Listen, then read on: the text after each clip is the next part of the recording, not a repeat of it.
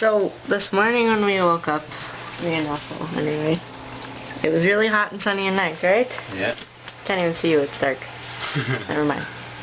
And then all of a sudden, I mean, in person, it's a lot worse. I know this on camera, you can barely even see the snow. But honestly, in person, it's like so thick, it's ridiculous.